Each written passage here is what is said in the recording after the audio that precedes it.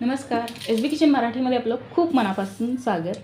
तर आज आपण दिवाळी फराळामधला सगळ्यात आवडीने खाल्ला जाणारा पदार्थ तो म्हणजे चिवडा.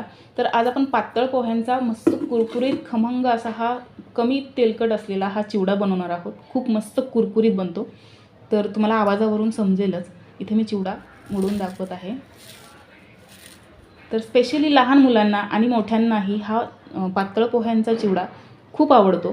याची खासियत अशी आहे की हा चिवडा पातळ पोह्यांचा असल्यामुळे याला खूप मस्त हा कुरकुरीत बनतो. शिवाय जास्त तेलाचा वापर केलेला नसतो आणि विशेष म्हणजे खूप सारे मसाले यामध्ये घातलेले नसतात. त्यामुळे हा चिवडा जास्त तिखट नसतो. लहान मुलांसुद्धा खूप आवडीने खाऊ शकतात आणि खातातसुद्धा. आणि हिरवी मिरची कापून टाकल्यामुळे हा चिवडा फार तिखट नसतो. आणि ज्यांना तिखट आवडतं तर ते हा चिवडा मिरचीसकट खाऊ शकतात. आणि ज्या म्हणजे लहान मुलांना मिरची आवडत नाही तर मिरची काढून खाऊ शकतात. तर हा असा पातळ पोह्यांचा चिवडा बनवण्यासाठी मी अर्धा किलो पातळ पोहे घेतलेले आहे. रेग्युलर पोह्यांपेक्षा हे पोहे पातळ असतात, पेपरसारखे असतात. तर इथे पोहे मी चाळून घेतलेले आहेत. आणि सुकामेवा इथे घेतलेला आहे. काजू घेतलेले आहेत 10 ते 15 आणि बदाम 10 ते 15 घेतलेले आहेत. आणि हे बदाम आणि काजू मी पाकळ्या करून घेतलेल्या आहेत. तुम्ही बघू शकताय अशा पाकळ्या करून घ्यायच्या आहेत. आणि मनुकेसुद्धा घेतलेले आहेत 30 ग्रॅम. आणि हे आपल्याला म्हणजे हे बदाम, काजू आणि मनुके हे नसतील तरीसुद्धा चालेल. तुम्ही नसतील तर स्किप करू शकता. फक्त शेंगदाणे, खोबरं आणि हे डाळवं वापरून पोहे बनवू शकता. तर हे तिन्ही जिन्नस मी अर्धा कप घेतलेले आहेत. तर खोबरं घेतलेलं आहे अर्धा कप चिरून आणि शेंगदाणेसुद्धा अर्धा कप घेतलेले आहेत आणि डाळवंसुद्धा अर्धा कप घेतलेलं आहे. तर हिरवी मिरची मी अर्धा कप घेतलेली आहे, पण ही मिरची कमी तिखट आहे म्हणून थोडीशी जास्त घेतलेली आहे. आणि कोथिंबीर आपल्याला घ्यायची आहे. तर अर्धा ते पाव कप मी कोथिंबीर घेतलेली आहे आणि अर्धा कप लसूण घेतलेला आहे. लसूण ठेचून घालायचा आहे आपल्याला. कढीपत्ता अर्धा कप घेतलेला आहे. तर हिरवी मिरची, लसूण, कढीपत्ता तुम्ही तुमच्या आवडीने कमी जास्त करू शकता.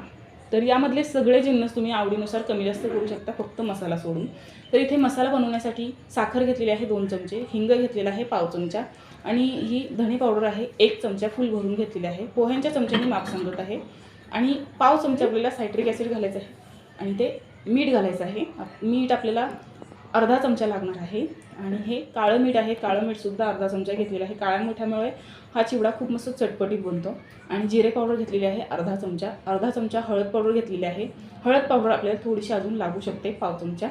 आणि इथे अर्धा चमचा मोहरी घेतलेली आहे. तर ह्या मसाल्यामधली फक्त मोहरी आपण बाजूला काढून ठेवणार आहोत आणि हळद थोडीशी. तर हा मसाला सगळा आपल्याला वाटून घ्यायचा आहे मिक्सरला. तर हा मसाला आपण बनवलेला जो असतो म्हणजे मिक्सरमध्ये वाटून घेतलेला मसाला हा आपल्याला कोरडाच चिवड्यामध्ये घालायचा नाही आहे. कोरडा घातल्यामुळे चिवडा जास्त दिवस टिकत नाही. तर आपल्याला हा मसाला तेलामध्ये परतून मगच घालायचा आहे. पण तेलामध्ये हा मसाला परतून घेतला की यामध्ये साखर घातलेली आहे आणि म्हणजे यामध्ये सायट्रिक ॲसिडसुद्धा घातलेलं आहे. त्यामुळे हे थोडंसं मिश्रण पातळ होतं सुरुवातीला आणि मग ते कडक होतं. तर ते कडक झाल्याच्या नंतरसुद्धा काय करायचं ते सुद्धा मी तुम्हाला सांगणार आहे. तर हे सगळं आपल्याला वाटून घ्यायचं आहे. आणि हा मसाला वाटून झाला की आपण जेव्हा तेलामध्ये तळून हा मसाला घालतो तर तेव्हा भाजलेल्या पोह्यांवरती हा मसाला काढून घ्यायचा. म्हणजे या मसाल्यामधलं तेल सगळं भाजलेल्या पोह्यांमध्ये मिसळतं आणि पोह्यांना चव छान येते. आणि मग हा मसाला थंड झाला की कडक होतो. तर कडक झालेला मसाला काढून घ्यायचा आणि पुन्हा पल्स मोडवरती हा मसाला मिक्सरला फिरवून घ्यायचा. तर तुम्ही बघू शकता इथे मी मोहरी आणि हळद थोडीशी बाजूला काढून ठेवलेली आहे. म्हणजे हळद थोडीशीच काढलेली आहे, मोहरी सगळी तशीच ठेवलेली आहे. आणि हा मसाला असा वाटून घेतलेला आहे. तर असा आपल्याला बारीक मसाला वाटून घ्यायचा आहे पावडरमध्ये. आणि आता आपण पोहे भाजून घेणार आहोत. पोहे भाजण्यासाठी पसरट कढई घेतलेली आहे जाड बुडाची. आणि या कढईमध्ये म्हणजे पसरट घेतल्यामुळे हा चिवडा छान भाजला जातो. पोहे चांगले भाजले जातात आणि पटापट सरकतात. तर 1 चमचा तेल घातलेलं आहे आणि पाव चमचा हळद, पाव चमचा मीठ घालायचं आहे. तर पोह्यांमध्ये असं मीठ घातल्यामुळे पोहे छान कुरकुरीत बनतात. म्हणजे कुरकुरीत पटकन होतात आणि कुरकुरीत होण्यासाठी मदत होते. तर अर्धे पोहे आपण इथे घालणार आहोत. तर अर्धे पोहे आपल्याला भाजून घ्यायचे आहे. तर अर्धे पोहे भाजल्यामुळे हे पोहे जास्त तुटणार नाहीत आणि जास्त वेळ लागणार नाही किंवा सांडणार नाहीत. त्यामुळे मी अर्धे पोहे इथे भाजून घेत आहे. तर तुम्ही बघू शकताय हे असं आपल्याला 2 चमच्यांनी असं हलवत या पोह्यांना व्यवस्थित भाजून घ्यायचं आहे, कुरकुरीत असे भाजून घ्यायचे आहेत. तर लो फ्लेमवरती आपल्याला हे पोहे भाजून घ्यायचे आहेत. कमी गॅसवरती भाजल्यामुळे छान कुरकुरीत होतात आणि हे पोहे आकसत नाहीत कमी गॅसवरती भाजल्यावरती. तर तुम्ही बघू शकता खूप मस्त हे कुरकुरीत भाजले गेले आहेत. असं चेक करून बघायचं आणि मग हे पोहे आपल्याला काढून ठेवायचे आहेत. तर छान भाजलेले आहेत पोहे, काढून घेऊया. आणि बाकीचे पोहेसुद्धा आपल्याला असेच या पद्धतीने भाजून घ्यायचे आहेत. फक्त यामध्ये आपल्याला पाव चमचा हळद एक्स्ट्रा लागणार आहे मसाल्यांमध्ये घेतलेले त्यापेक्षा. तर पोहे भाजून झाले आहेत. आता आपण याच कढईमध्ये हे बाकीचे जिन्नस सगळे भाजून घेऊया. तर सुरुवातीला खोबरं भाजायचं आहे आपल्याला. तर खोबरं भाजत असताना सुरुवातीला गॅसची फ्लेम थोडीशी मध्यम केलेली आहे आणि मग गॅसची फ्लेम आपल्याला कमी करायची. तर थोडासा चटका पोह्यांना म्हणजे या खोबऱ्याला बसत असेल तर तेव्हा म्हणजे चटका बसू लागला की आपण हे गॅसची फ्लेम कमी करून खोबरं भाजून घेणार आहोत. कारण हे खोबरं यामध्ये तेलाचं प्रमाण जास्त असतं. एकदा का तेल तापलं की ह्या खोबरं छान भाजलं जातं, पटकन भाजलं जातं. तर तुम्ही बघू शकता खोबरं आपण भाजून घेतलेलं आहे. आणि आता आपण याच तेलामध्ये शेंगदाणे भाजूया. तर शेंगदाणे आपल्याला साल फुटेपर्यंत म्हणजे साल तडकेपर्यंत भाजून घ्यायचे आहेत. चांगले खरपूस असे भाजले जातात साल तडकेपर्यंत भाजले की. आणि आता शेंगदाणे भाजले आहेत आपले, काढून घेऊया. आणि याच तेलामध्ये थोडंसं अगदी पाव चमचा तेल घातलेलं आहे आणि यामध्ये आपल्याला डाळवं भाजायचं आहे, म्हणजेच भाजकी चणा डाळ. तर ही भाजकी चणा डाळ ऑलरेडी भाजलेली असते, त्यामुळे आपल्याला जास्त भाजण्याची गरज लागणार नाही. तर 30 सेकंद फक्त आपण हे डाळवं भाजून घेणार आहोत आणि हे लगेचच आपल्याला काढून घ्यायचं आहे. अगदी थोडासा रंग चेंज होईस्तोपर्यंत डाळवं भाजलेलं आहे. आणि पुन्हा आता यामध्ये आपण तेल घातलेलं आहे 1 पळी आणि यामध्ये ड्रायफ्रूट्स भाजून घ्यायचे आहेत. तर हा सुकामेवा असेल तर घाला, नसेल तर स्किप केलं तरीसुद्धा चालेल. तर सुरुवातीला बदाम मी भाजून घेतलेले आहेत. फक्त 1 मिनिटभरासाठी पण आपण हे बदाम भाजलेले आहेत. आणि काजूसुद्धा आपल्याला यामध्ये भाजून घ्यायचे आहेत. फक्त रंग चेंज होईस्तोपर्यंत. हलकासा गुलाबी रंग आला की लगेचच काजू आपल्याला काढून घ्यायचे आहेत, जास्त करपवायचे नाही आहेत. आणि आता यामध्ये मनुके भाजून घेऊया. तर मनुके तेलामध्ये घातले की लगेचच पटापटा फुलू लागतात आणि चांगले हे मनुके सगळे फुलले की लगेचच आपण हे काढून घेऊया. तर अगदी कमीत कमी तेलामध्ये हा चिवडा आपण बनवत आहोत. तर कमीत कमी तेलामध्ये चिवडा कसा बनवायचा ते मी तुम्हाला सांगत आहे. तर या तेलामध्ये म्हणजेच आपण कढईमध्ये अजून 1 पळी तेल घातलेलं आहे आणि मग या मिरचीला भाजून घ्यायचं आहे. मिरची भाजत असताना तेलामध्ये कंजूसी करायची नाही, कारण आपल्याला मिरची चांगली कुरकुरीत होईपर्यंत भाजायची असते. मिरचीमध्ये मॉइश्चर थोडंसं जास्त असतं, त्यामुळे मी उभी चिरून घेतलेली आहे. तरीसुद्धा ही मिरची आपल्याला 2 वेळा भाजून घ्यावी लागणार आहे, कारण एकदा भाजली की या मिरचीला म्हणजेच ही मिरची थोडा वेळ ठेवली की थोडीशी कुरकुरीत बनते. तर त्या अंदाजानुसार आपल्याला ही मिरची पुन्हा एकदा भाजावी लागली तर भाजणार आहोत. तर कोथिंबीर आपण यामध्ये भाजून घेऊया.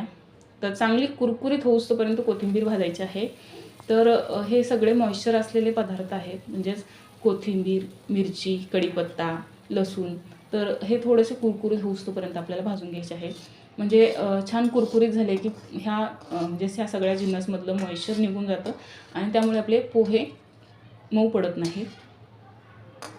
तर तुम्ही बघू शकता कोथिंबीर पण भाजून झालेली आहे. आता आपण कढीपत्ता भाजूया. तर 1 पळी तेलामध्येच आपण एवढे सगळे म्हणजे आधी अर्धा पळी तेल होतं, तर 1 पळी तेल घालून हे सगळे जिन्नस आपण यामध्ये भाजून घेतलेले आहे. तर कढीपत्तासुद्धा खूप मस्त छान कुरकुरीत होईस्तोपर्यंत आपण भाजून घ्यायचा आहे. कढीपत्ता कुरकुरीत होईस्तोपर्यंत भाजला, काढून घेऊया. तर कढीपत्ता भाजला, कोथिंबीर भाजली. तर आता आपण मिरची पुन्हा एकदा भाजून घेऊया, कारण थोडीशी मऊ आहे. थोडीशी करपली तरीसुद्धा चालेल, पण मिरची कुरकुरीतच झाली पाहिजे. मिरचीमध्ये मॉइश्चर अजिबात आपल्याला ठेवायचं नाही आहे. तर थोडीशी अशी पसरून ठेवली, लो फ्लेमवरतीच करणार आहोत आपण, भाजणार आहोत. तर थोडीशी पसरून ठेवायची आहे 1 मिनिटभर आणि ही मिरची चांगली तेलामध्ये भाजून घ्यायची आहे. तर तुम्ही बघू शकता मिरचीचा रंग ऑलमोस्ट चेंज झालेला आहे, आपण काढून घेतलेली आहे. आता खूप छान कुरकुरीत झालेली आहे. तर यामध्ये 1 पळी तेल घातलेलं आहे आणि फोडणीसाठी मोहरी घातलेली आहे. तर मोहरी छान तडतडली की आपण तयार केलेला मसाला यामध्ये घालायचा आहे. तयार केलेला सगळा मसाला यामध्ये घातला. थोडासाच परतून घेतला, 2-3 वेळाच फक्त याला हलवलं आणि हा लगेचच मसाला ट्रान्सफर करायचा आहे पोह्यांवरती ट्रान्सफर केला की ह्या मसाल्यातलं तेल आहे ते पोह्यांमध्ये निघून जातं आणि पोहे छान चवीला मस्त खमंग असे लागतात. आणि नंतर पोह्यांमधला हा मसाला घातलेला तो थोडासा कडक होतो. कडक झाला की मसाला आपल्याला मिक्सरला थोडासा फिरवून घ्यायचा आहे. तर इथे मी 1 पळी तेल घातलेलं आहे आणि तेलामध्ये लसूण चांगला परतून घ्यायचा आहे आपल्याला. तर हा लसूण छान कुरकुरीत होईस्तोपर्यंत गोल्डन रंगावरती आपल्याला भाजून घ्यायचा आहे. तुम्ही बघू शकताय रंग खूप मस्त असा चेंज झालेला आहे आणि हा असा रंग आलेला लसूण चवीला खूप छान लागतो आणि कुरकुरीतसुद्धा बनतो. तर असा लसूण होईस्तोपर्यंत आपण भाजून घेतला, काढून घेतला. तर लाईट गेली होती म्हणून मी सगळं मिक्स करून घेतलं. खूप वेळ लाईट आली नाही आणि हा मसाला मी थोडासा खलबत्त्यामध्येच मी कुटून घेतलेला आहे. तर तुम्ही बघू शकताय लाईट गेलेली म्हणून मी असंच केलेलं आहे. तर मिक्सरला तुम्ही हा मसाला पल्स मोडवरती 1 ते 2 वेळा फिरवून हा मसाला कुटून घेऊ शकता, म्हणजेच फिरवून घेऊ शकता मिक्सरला. तर थोडासा ओबडधोबड कुटलेला आहे, चालेल. तर हा मसाला आपण सगळा मिक्स करून घेऊया. मी तळून घेतलेले सगळे जिन्नस यामध्ये घातलेले आहेत. ड्रायफ्रूट्स, काजू, बदाम, खोबरं आणि शेंगदाणे, डाळवं सगळं घातलेलं आहे आणि मिक्स करून घेतलेलं आहे. तर आता हे सगळे जिन्नस आपण घालूया. तर कढीपत्ता आपल्याला चेक करून घालायचा आहे, कुरकुरीत झालेला आहे का ते बघायचं आधी आणि मग घालायचा. जर कुरकुरीत झाला नसेल तर पुन्हा एकदा तुम्ही कुरकुरीत करून घेऊ शकता. तर खूप मस्त कुरकुरीत झालेला आहे कढीपत्ता. कढीपत्त्याचं प्रमाण तुम्ही तुमच्या आवडीनुसार कमी जास्त करू शकता. मला कढीपत्ता खूप आवडतो पोह्यांमधला म्हणून मी थोडासा जास्त घातलेला आहे. आणि यामध्ये कोथिंबीरसुद्धा आपल्याला कुरकुरीत झालेली अशी ही कुस्करून घालायची आहे. ही कोथिंबीर, कढीपत्ता पोह्यांमध्ये खूप छान लागतात आणि रंगसुद्धा खूप छान दिसतो पोह्यांचा यामुळे. आणि तुम्ही बघू शकता इथे लसूण आणि मिरची खूप मस्त कुरकुरीत झालेली आहे आणि हा लसूण आणि मिरचीसुद्धा आपण या पोह्यांमध्ये घालूया. तर मिरचीची मी देठ काढलेली नाही आहे. पोहे खाताना मिरचीचं देठ धरून पोहे खायला खूप मजा येते, त्यामुळे मी देठ काढत नाही. तर हे सगळं आपल्याला मिक्स करून घ्यायचं आहे. तर पोहे थंड झालेले आहेत म्हणून मी हातानेच मिक्स करत आहे आणि हे सगळे जिन्नससुद्धा थंड झालेले आहेत. कारण लाईट खूप वेळ गेली होती त्यामुळे मला खूप वेळ भेटला आणि हे सगळं जिन्नस व्यवस्थित थंड झाले. आणि लाईट गेल्यामुळे थोडीशी एक गडबड झाली की मसाला मी कुटून घेतला तो तुम्हाला दाखवता आला नाही आणि हे सगळे जिन्नससुद्धा मिक्स केलेले दाखवता आले नाही. तर हे सगळं आपण व्यवस्थित मिक्स करून घेतलेलं आहे आणि मिठाचं प्रमाण अगदी योग्य आहे. जेवढं मीठ आपण यामध्ये घातलं तेवढं अगदी योग्य आहे. दुसऱ्यांदा मी पोहे भाजताना 1 चमचा मीठ आणि 1 चमचा हळद एक्स्ट्राची तेवढी घातलेली आहे. तर तुम्ही बघू शकताय खूप मस्त कुरकुरीत हा चिवडा बनवून तयार झाला आहे आणि खमंग झालेला आहे. चवीला खूपच अप्रतिम हा चिवडा लागतो. तर हा चिवडा या पद्धतीने तुम्ही नक्की बनवून पहा. तेलाचं सुद्धा खूप कमीत कमी वापर या चिवड्यासाठी आपण केलेला आहे आणि खूप मस्त कुरकुरीत झालेला आहे. तुम्ही बघू शकताय. तर माझ्या हाताला आधीच ऑलरेडी खूप तेल होतं, तर तुम्हाला मी चुरून दाखवला हा चिवडा. तर तुम्ही बघू शकताय खूपच मस्त हा चिवडा तयार झालेला आहे. स्पेशली लहान मुलांना आवडणारा हा पातळ पोह्यांचा पिवळा चिवडा खूपच मस्त बनतो आणि मोठ्यांनासुद्धा हा चिवडा खूप आवडतो. तर हा चिवडा या दिवाळीला तुम्हीसुद्धा नक्की बनवून पहा आणि ही चिवड्याची रेसिपी तुम्हाला आवडली असेल तर लाईक करा, शेअर करा आणि चॅनलला सबस्क्राईब केलं नसेल तर पटकन सबस्क्राईब करा. भेटूया पुन्हा एकदा अशा छानशा रेसिपीसोबत. तोपर्यंत धन्यवाद.